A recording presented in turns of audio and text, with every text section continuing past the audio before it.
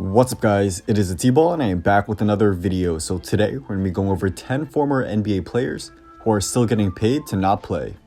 So before I start, if you want to see more daily NBA content just like this, be sure to drop a like and subscribe as I really do appreciate all of the support. So I made a video about a month ago on 5 former NBA players who are still getting paid while not playing, and a lot of you guys wanted to see a part 2. So here it is, except now with 10 players. For a quick rundown on how these players, or former players now, are getting paid to not play, their previous NBA teams use the stretch provision. The stretch provision basically allows NBA teams to waive a player and the remaining contract and spread the cap hit over multiple or more seasons that was left on the respective player's contract. The NBA teams pay the player who was waived their remaining contract, except over a course of a longer period of time, and this basically allows them to free up more cap space in the present. So, let's go over 10 former NBA players who are still getting paid to not even play for a team. So first up, I have Josh Smith, who is getting $5.3 million a year through 2019 to 20 from the Detroit Pistons. So Smith signed a 4-year, $54 million deal with the Pistons back in 2013, and that signing is still costing Detroit to this day. Josh Smith's inefficient play was dragging the Pistons down, and they just decided to waive him on December 22nd, 2014. This came to a huge shock by many, as Smith still had a lot of money left on his contract. But the Pistons decided to move on, as they thought Josh Smith was dragging the team down. And they were right, as after they waived Smith, they won on a winning streak and were on pace to make the playoffs, until Jennings tore his Achilles. Smith bounced around the league after that, having some nice moments with the Houston Rockets in the playoffs. However, he eventually couldn't find a job anywhere in the NBA, and he eventually played in China and other countries. Now, Smith is going to play for Ice Cube's Big 3 League, which has mostly just washed up or retired NBA players. So now, Smith is going to get paid by the Big 3 and the NBA, so he's really going to be racking in those checks. So next up, I have Kyle Singler, who's making $999,200 per year through 2022 to 23 by the Oklahoma City Thunder. This has to be one of the dumbest signings of all time, and I'm not even exaggerating. Singler signed a 5-year, $25 million deal with the Thunder in 2015, and I don't know how this deal hasn't gotten more scrutiny. After being traded from the Pistons to the Thunder midway in the 2014-15 season, he averaged only 3.7 points and 2.1 rebounds on 33.3% shooting from the field. So because those numbers were so great, the Thunder decided to give him $25 million. I mean, I still don't know what OKC was thinking, and to top it off, Singler never averaged more than those 3.7 points per game that he averaged in the half a season with the Thunder since then. What a horrible contract, and the Thunder eventually were forced to stretch his contract in 2018 to decrease their luxury tax. Now, Singler is playing in Spain, getting paid both by his current team and the Thunder. All I gotta say is highway robbery by Singler. So next up, I have Monta Ellis, who is making $2.2 million through 2021 to 22 from the Indiana Pacers. So Monta Ellis has always been known to be a volume scorer who doesn't really help a team win too much, but he still has always managed to get a nice contract whenever he became a free agent. He put up empty numbers for many teams, and he was a shooting guard who really couldn't shoot from 3. He signed a 4-year, $44 million contract with the Pacers in 2015, and he was pretty inefficient as usual during his time there. He eventually lost his starting spot to Glenn Robinson III during the 2016-17 season, and he was pretty ineffective coming off the bench afterwards. The Pacers decided to cut ties with him in the summer of 2017, and they decided to stretch his contract. Now without an NBA team, Ellis is not playing, but he still is getting a nice check every year since then.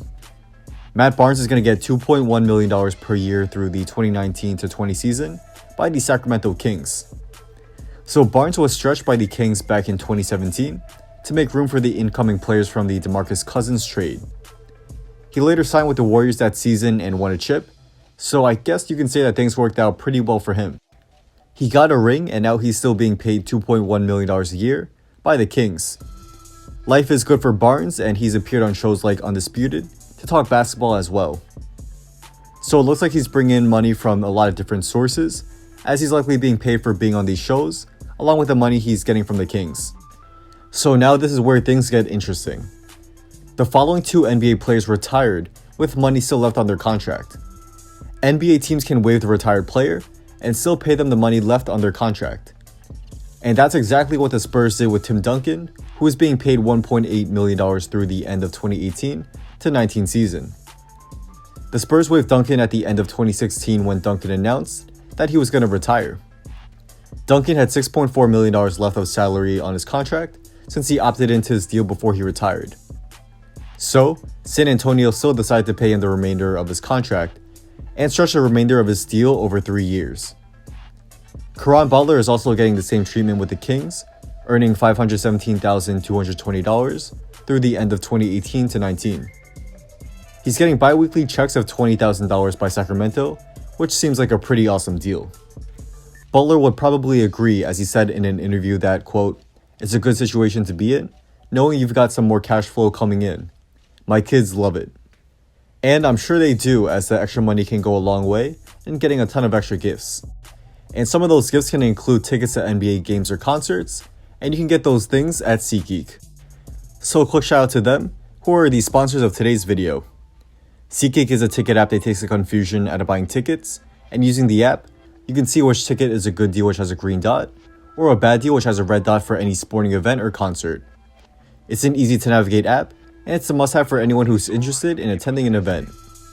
Use my discount code THETBALL to get $20 off your first purchase when you first sign up for an account, and I'll leave a link to the site where you could sign up, or you could also download the app on your phone as well and use my code to get the discount there. So back to the video. Next up, I have CJ Watson, who is making $333,333 through 2019-20 from the Orlando Magic. So CJ Watson was never a top point guard in the league, but he carved out a nice career as a backup for many teams. He signed with the Magic in 2015, and he didn't contribute much, averaging just over 4 points per game through 2 seasons. His contract was eventually stretched by the Magic in 2017, and now he's playing in Turkey and also getting paid by 2 leagues. So I guess you can say things have worked out pretty well for Watson, but probably not for the Magic with his contract. Next up, I have Larry Sanders, who is making $1.865 million through 2021-22 from the Milwaukee Bucks. Sanders was thought to be one of the best young centers in the league early on, but problems outside of basketball deterred his career. He lost interest in basketball, struggled with anxiety, and he had trouble with punctuality. His contract was eventually stretched by the Bucks, and Sanders received treatment for his problems. During his time off of basketball, he started his own clothing line, created an artist collective, and also started a non-profit. He actually received a placement on Party Next Door's second studio album on one of his tracks. Sanders did try to make a comeback to the NBA in 2017 with the Cavs, but he struggled. He was sent to the D-League multiple times, and he didn't play much of a role in Cleveland. Now, he's out of basketball again, but at least he's still getting paid by the Bucks and working on other projects. Jason Thompson is being paid $945,126 through the end of this season from the Golden State Warriors. So Thompson was traded to the Warriors by Philly, and he didn't play much of a role in Golden State. He averaged only 6.4 minutes per game, and he was eventually waived by the Warriors in 2017. Now, Thompson is playing in China, and he's getting paid there and from the Warriors, who stretched his contract. So things worked out pretty well for Thompson, and he's currently leading the CBA in rebounds with 14.9 boards per game. And finally, I have Cole Aldrich, who is making $685,340 through 2020-21 from the Minnesota Timberwolves. Aldrich was a solid player throughout his NBA career as a rim protector, but he really couldn't do much on offense. He signed a big contract with the Wolves to back up Karl Anthony Towns, but he struggled to see much playing time with Gorgui Dieng already on the team. The Wolves eventually decided to stretch Aldrich's contract in 2018, and now he's without an NBA team. He's currently playing in China for the Tianjin Golden Lions, and like Thompson, he's being paid by 2 leagues and is among the league leaders in rebounds for the CBA. So, good for Aldrich, and nice to see him get an opportunity to play a big role at a high level, albeit in a lesser league. So, that's a wrap. Thank you all for watching. If you guys did enjoy this video and want to see more daily NBA content just like this, be sure to drop a like and subscribe, and also be sure to turn on post notifications so you can stay updated on my newest video will be coming out. Also follow me on Instagram and hit me up if you want to talk about basketball. business or have any video ideas for me to do, let me know and I'll try to get back to you guys there. Drop a comment down below on which player surprised you on this list. Let me know, as I do read all comments. I'm definitely interested to see what you guys have to say. So without that being said, once again, thank you all for watching, and hopefully I will see you guys soon for my next video. Peace.